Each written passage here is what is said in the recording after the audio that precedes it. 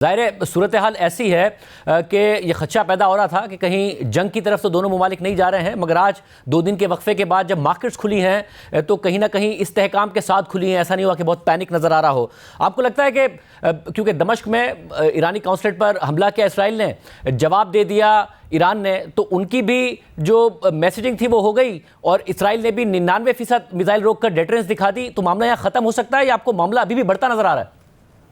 मेरा ख्याल है कि मामला खत्म तो शायद ना हो, लेकिन कम जरूर हो जाएगा। उसके कई असबाब हैं। देखिए, ईरान ये दिखाना चाहता था कि वो एक रेड लाइन खींच रहा है कि आप इस तरह से इम्प्यूनिटी के साथ हमारे लोगों को न मारें तीसरे ममालिक में। इसराइल ये पैगाम देना चाहता था कि आईआरजीसी जो है, इस्लामिक रेवोल्यूशनरी गार्ड्स कोर, उसके जो लोग इसराइल के करीबी मुल्कों में मसलन शाम में बैठ के, लुबनान में बैठ के, इराक में बैठ के मंसूबाबंदी करते हैं इसराइल के खिलाफ और इक़दाम करते हैं, हम उनको मार सकते हैं और जहां मिलेंगे हम मार देंगे। उन्होंने मार दिया। उसके बाद ईरान ने डिटरेंस दिखा दी और कहा कि हम भी आप पे हमला कर सकते हैं, ठीक है, चाहे 2-3-4% ही हमारे मिसाइल आप तक पहुंचे, लेकिन इस बार हमने 220 भेजें, अगली बार हम 1000 भेज सकते हैं, तो उसमें उसका 5% काफी ज्यादा होगा। तो एक तरह से एक दूसरे को अपनी ताकत दिखा दी। लेकिन बाकी सारी दुनिया भी ये चाहती है और इन ममालिक के अपने अवाम भी ये चाहते हैं कि जंग ना हो और एस्केलेशन ना हो। लेकिन इसराइल में सियासी मजबूरियां हैं। वज़ीर आज़म नेतन्याहू की, उनकी हुकूमत बहुत कमज़ोर हो चुकी है। अगर वो आज इलेक्शन हो तो वो हार जाएंगे। उनके पास एक ही कंस्टिट्यूंसी बची है और वो है इंतहा पसंद इसराइलियों की। और अगर उन्होंने ताकत न दिखाई तो फिर इंतहा पसंद इसराइलियों में भी बहुत सारे लोग ये कहना शुरू कर देंगे कि इसके पास तो ताकत नहीं। तो मेरा ये ख्याल है कि वो अभी कुछ और करेंगे, लेकिन वो ऐसा होगा कि जिसके नतीजे में कोई फर्दर एस्केलेशन ना हो। और अगर एस्केलेशन होनी शुरू हुई तो अमेरिका, यूरोपियन यूनियन, ये सब मुदाखलत करके इसराइल को ये कहेंगे कि अपना हाथ रोको। ये याद रहे कि ऑस्ट्रेलिया के वजीर आजम और यूरोपियन यूनियन के बाद ममालिक के रहनुमा ये कह चुके हैं कि वो फलस्तीनी रियासत को तस्लीम करने के लिए तैयार बैठे हैं। वो इकदाम भी एक ऐसा इकदाम हो सकता है जिससे नेतन्याहू साहब को नुकसान पहुंचेगा, तो वो भी अपना हाथ रोक के रखेंगे, अगरचे ईरान और इसराइल के मौजूदा तनाज़े का फलस्तीनी तनाज़े से कोई ताल्लुक नहीं है। मतलब और ऐसे सिनेरियो में जब इस्राएली काबीना के बाद भी जो खबर आई है, जो इस्राएली मीडिया कोट कर रहा है, वो ये कि ईरान को नुकसान पहुंचाना है, काबीना ने ये फैसला किया है, मगर ये भी फैसला किया है कि जंग नहीं करनी है। मगर ऐसे मामलात में जब नुकसान या जो जवाब देना है वो ख्वाहिश ना भी हो तो प्रेशर इतना आ जाता है, चाहे वो ईरानी हुकूमत पर हो या इसराइली हुकूमत पर। नेतन्याहू को जिस तरह आप डिस्क्राइब कर रहे हैं कि वो इतना पॉपुलर हो गए, आपके ख्याल में अगर इस साइकिल में चले जाएँ तो एक जंग का खतरा बहरहाल रहता है? देखिए, जंग का खतरा हमेशा उस वक्त तक रहता है जब तक दो मुल्कों के पास मिलिट्री कैपेबिलिटी भी हो और दोनों के मामलात में कोई तनाव भी हो, तो वो तो हमेशा होता है। लेकिन ईरान और इसराइल के दरमियान जोग्राफियाई फासला ऐसा है कि दोनों के लिए एक दूसरे से बराह रास्त जंग करना इतना मुमकिन नहीं है। उनको और दूसरे ममालिक को साथ मिलाना होगा और इस वक्त उनमें से कोई मिलने को तैयार नजर नहीं आता। इराक, उर्दन, फिर मिस्र, ये वो ममालिक हैं कि जो इसराइल के करीब, ज़्यादा करीब हैं। इराक की सरहद उर्दन से मिलती है, उर्दन की इसराइल से मिलती है, मिस्र की सरहद इसराइल से मिलती है और लुबनान की सरहद मिलती है। लुबनान में हिजबुल्लाह ने फ़लस्तीनी तनाज़े के बढ़ने के बाद, गज़ा में हमले होने के बाद, 30,000 लोगों के मारे जाने के बाद भी हिजबुल्लाह ने शुमाली महाज नहीं खोला और लुबनान से हमला नहीं किया इसराइल के ऊपर। तो उससे ये लगता है कि हिजबुल्लाह भी मोहतात बैठी है, वो अपनी तमाम मिलिट्री कैपेबिलिटी को डिस्ट्रॉय होता नहीं देखना चाहते। मज़ाहिमत हो या मफाहिमत, हर सूरत में हर एक को अपने अपनी ताकत का सही अंदाज़ा करना होता है। अगर किसी ने गलत अंदाज़ा किया तो उसको उसका नुकसान हो जाएगा। मतलब और जो इसराइली वज़ीर आज़म नेतन्याहू हैं, अब ज़ाहिर है ये कहा गया कि जो दमिश्क में ईरानी काउंसलेट पर हमला हुआ उसके लिए भी सदर बाइडेन ने उन्हें मना किया था, मगर उन्होंने बात नहीं मानी। गज़ा के मामले पर भी कहते हैं कि बहुत सारी बातें हैं जो वो नहीं मानते हैं, मदद मांगते हैं अपने इत्तेहादियों से लेकिन मशवरा नहीं मानते हैं। अब बरतानिया, जर्मनी, फ्रांस सब कह रहे हैं कि जी जंग की तरफ ना जाए इसराइल। अमेरिका कह रहा है कि हम आपके साथ खड़े हैं मगर जंग में आपका साथ नहीं देंगे।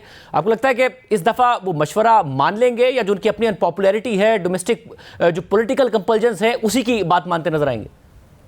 देखिए, वो उनको बैलेंस करना है और उनके बारे में ये मशहूर है कि वो बहुत बड़े बैलेंसिंग एक्ट के माहिर हैं। वो खिताबत भी दिखा देते हैं और बड़ी बात भी कर जाते हैं। गालिबन वो कुछ हमारे यहाँ के लोग की तरह हैं कि बयान भी दे दो, तकरीर भी सख्त कर दो, उसके बाद खामोशी के साथ पतली गली से निकल भी जाओ, तो उनको ये काम आता है। मेरा ये ख्याल है कि वो ऐसा ही करेंगे कि कोई ऐसा इकदाम करेंगे कि जिसको वो कह दें कि हम कामयाब हो गए। आप देखिए गजा के मामले में भी उन्होंने बाज चीजें मानी हैं और बाज चीजें नहीं मानी, और जो चीजें नहीं मानी उनके ऊपर भी थोड़ी सी एहतियात बरतने की कोशिश की, लेकिन उनको पता है कि इसराइल को नुकसान उनके मौक़िफ़ का हो चुका है। वो सतह जो मगरबी ममालिक में उनकी हमदर्दी की होती थी, इसराइल की हमदर्दी की, वो कम हो गई है। 7 अक्टूबर को सारी मगरबी दुनिया गुस्से में थी कि शहरियों को मारा हमास ने और बच्चों तक को कत्ल कर दिया, लेकिन वो सारा असर ज़ाइल हो गया। और मेरा ये ख्याल है कि अब वक्त है कि उनको भी कुछ अपने जो उन्होंने पत्थर इधर उधर फेंक दिए हैं, जो बचे हैं संग, वो उन्हें भी समेटने होंगे, और मेरा ख्याल है कि वो उसकी तरफ बढ़ेंगे। देखिए जो गजा का मामला है वो तो इसराइल में ये कहा जा सकता है कि हमारी बका का मामला है, लेकिन ये ईरान का मामला और किसी को जो आपके खिलाफ मनसूबाबंदी कर रहा है उसको मारने का मामला, ये प्रिएम्प्टिव स्ट्राइक का मामला है। और प्रिएम्प्टिव स्ट्राइक के बारे में लोगों में उस तरह के जज्बात नहीं होते जैसे किसी बात के बरह रास्त रद्द अमल के नतीजे में होते हैं। कल भी अगर ईरान के कुछ मिसाइल इसराइल में गिरते, इस तरह के इसराइलियों का बरह रास्त नुकसान होता, लोग मारे जाते, तो शायद इसराइलियों में ज़्यादा गुस्सा होता है। इस वक्त तो खुद इसराइल में भी बहुत सारे लोग ये कह रहे हैं कि थोड़ी सी रिस्ट्रेंट ही रखो, क्योंकि हमारी ज़िंदगियां भी हैं, हमारी मईशत भी है, हमारा मुस्तकबिल भी है, सब कुछ दाव पर लगाने की ज़रूरत नहीं है। मतलब ज़ाहिर है जब इस किस्म की सूरत हाल हो, बहुत सारे जज्बाती दावे और जज्बाती बातें हर तरफ से हो रही होती हैं। अब जो गज़ा की सूरत हाल है, एक ऐसे वक्त में जब नेतन्याहू पर डोमेस्टिक बड़ा प्रेशर है, आए रोज़ उनके अपने मुल्क में प्रोटेस्ट हो रहे हैं, उनसे रिज़ाइन का मुतालबा हो रहा हो, ये सूरत हाल गज़ा के मामले से अगरचे मुंसलिक नहीं है, मगर गज़ा के मामले को नुकसान पहुँचाती है या फ़ायदा पहुँचाती है, डाइवर्ट करती है सूरत हाल को, नेतन्याहू को एक ब्रीदिंग स्पेस देती है या उन पर दबाव बढ़ाती है? नेतन्याहू का तो ये ख्याल है कि उनको ब्रीदिंग स्पेस देती है, लेकिन ये वक्त बताएगा कि उनको ब्रीदिंग स्पेस मिली या नहीं। देखिए इसराइल की जो मुसल्लह अफवाज हैं वो बड़ी मुस्तैद हैं, बड़ी तरबियत याफ्ता हैं, उनके पास बड़ी सलाहियत है, लेकिन इसके बावजूद उनके जितने आदमी गजा के मार्के में मारे गए हैं उतने उनके दूसरे मुकाबलों में नहीं मारे गए। तो इसलिए इसराइली जो राय आम्मा है उसमें ये बात तो है कि भाई तुमने ऐसी जंग शुरू की है और उसको इस तरह से लड़ रहे हो कि जिसके नतीजे में हमारा ज़्यादा जानी नुकसान हो रहा है, और अभी तक कामयाबी भी नज़र नहीं आ रही। ऐसा भी नहीं लग रहा कि तुमने हमास को शिकस्त दे दी। तुम कहते हो 15,000 तुमने हमास के जंगजू जो हैं वो मारे हैं, लेकिन अगर 15,000 मारने के बाद भी तुम्हें मज़ाहमत का सामना है और तुम्हें मुकाबला करना पड़ा, तो इसका मतलब है तुम बहुत कामयाबी से लड़ नहीं रहे, तुम्हारे पास इंटेलिजेंस कमज़ोर है, और तुम्हारा पहली बार भी तो तुम्हारा इंटेलिजेंस फेल्योर था 7 अक्टूबर को, जिसकी वजह से हमास इतना बड़ा हमला करने में कामयाब हो गई। तो इसलिए कोशिश उनकी ये होगी कि डाइवर्ट करें। मेरा ये ख्याल है कि डाइवर्ट होता मामला नजर नहीं आ रहा, लेकिन ईरान के ऊपर गरजने बरसने का उनको ये फायदा जरूर है कि कम से कम उनकी अपनी जो कंस्टिट्यूएंसी है वो उनके गिर्द जमा हो गई है कि हाँ वाकई इसराइल की बका को ईरान की इंतहा पसंदी से खतरा है। अच्छा, और ईरान इस वक्त कितना ईरान के ऊपर असर रसूख चीन या रूस का हो सकता है कि इस सारी की उन्होंने ज़ाहिर तशवीश का इजहार किया है इस सारे मामले पर, क्या ऐसे ताल्लुकात और ऐसा असर रसूख है कि ईरान इन दो ममालिक की सुन रहा हो इस सूरत हाल में? ये देखिए कि ईरान को सुनना पड़ेगा उन दो, क्योंकि इस वक्त बड़ी ताकतों में वही उसके साथ हैं। अगर अक़वाम मुत्तहिदा की सलामती कौंसिल में ईरान के खिलाफ कोई ऐसी करारदाद आती है जिसके नतीजे में नई पाबंदियां, अक़वाम मुत्तहिदा की पाबंदियां ईरान पर लगाने की बात हो, तो उसमें उसको वीटो चाहिए होगा, और वो वीटो या चीन करेगा या रूस करेगा या शायद दोनों करें।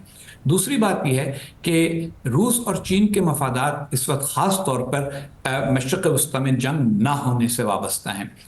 मशरिक़ वस्ता का तेल का सबसे बड़ा ख़रीदार अब अमेरिका नहीं रहा, अब मशरिक़ वस्ता के तेल का सबसे बड़ा ख़रीदार चीन है। इसी तरीके के साथ अगर मशरिक़ वस्ता की जंग में मशरिक़ वस्ता में जंग होने की वजह से तेल की कीमतों पर असर पड़ता है, तो उसका बहुत बड़ा असर रूस पे भी पड़ेगा, जो पहले से ही बहुत सारी बैनुल अक़वामी पाबंदियों में इस वक्त फंसा हुआ है। और जिसकी सबसे बड़ी कमोडिटी जो वो दुनिया में बेचता है या दूसरों को बेचता है वो ऑयल एंड गैस ही है। तो इसलिए इन लोगों के ये सारे इक़्तिसादी मामलात भी हैं। दूसरी बात है कि उसूली तौर पर भी उन दोनों में से किसी मुल्क को कोई फायदा इस बात का नहीं होगा कि इसराइल और ईरान एक दूसरे पर तीसरे चौथे मुल्कों के अंदर और बैनुल अक़वामी पानियों के अंदर बम और मिसाइल गिराते फिरें। अच्छा, और ईरान की तरफ से जब जनरल कासिम सुलेमानी को अमेरिका की तरफ से मारा गया तो इराक में जो अमरीकी 2 बेसेस हैं उन पर हमला किया, मगर इसी तरीके से हमला हुआ कि कोई जानी नुकसान उसमें भी नहीं हुआ था। अब सदर ट्रंप तो दावा करते हैं कि मुझे बताया गया था ईरान की तरफ से हमले से पहले कि हम कर रहे हैं मगर नुकसान नहीं होगा। अमरीकी मीडिया उसको ज़ेरे फैक्ट चेक करता है कि ट्रंप गलत बयानी कर रहे हैं। ये जो हमला हुआ है इससे पहले खुद ईरान कह रहा है कि हमने 72 घंटे पहले बताया था इस हवाले से कि जी हम हमला करेंगे, और अमेरिका को इस हवाले से आगाह किया गया था। आपको लगता है ये अलामती ही है बजाय इसके कि जंग की तरफ बढ़ने के लिए है? बहुत महंगा अलामती मुजाहरा है अगर ये अलामती है तो, क्योंकि ईरान के भी $200-250 मिलियन के मिसाइल और ड्रोन इसमें ज़ाया हुए हैं। और दूसरी तरफ इसराइल को भी तकरीबन 550 मिलियन और 1.5 बिलियन के दरमियान खर्च करना पड़ा उन मिसाइलों को रोकने के लिए, जो आयरन डोम उनका एक उनकी सलाहियत है। तो महंगा दोनों को पड़ा है। मगर मेरा ये ख्याल है कि ये बात दुरुस्त है कि जो खित्ते के बाकी ममालिक हैं और अमेरिका, इन सब को किसी ना किसी तरीके के साथ ईरान ने ये सिग्नल ज़रूर दिया था कि हम यानी एस्केलेशन करने के लिए, जंग की सतह बढ़ाने के लिए नहीं कर रहे, बल्कि सिर्फ और सिर्फ हिसाब चुकाने के लिए इक़दाम कर रहे हैं।